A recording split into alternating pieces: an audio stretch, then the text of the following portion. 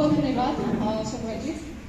अब तैना हम सब समापन दिस कार्यक्रम के आगे छी, लेकिन तय क्रम में हमरा सबके बीच छथिन कलाकार सुजीता जी अपन विचार राखे चाहे छथिन त राखि सकै छी हम।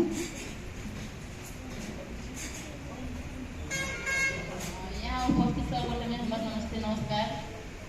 हम अभी हाल में काठमांडू रही थी, कलाकार डायनामिकल 5 साल से जुड़ल छी। थिएटर नाटक से कैले 3-3टा मूवी से पहले शॉर्ट मूवी सब।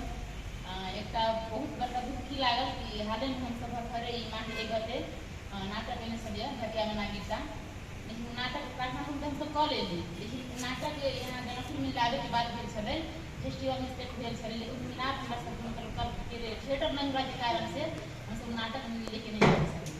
तो अब मतलब बहुत चीज़ें कमी कमजोरी है, हम सब मतलब चाहते भी हमरा भीतर है, लेकिन देखा नहीं सकै छी, वहाँ ठाव नहीं मिल रहा है।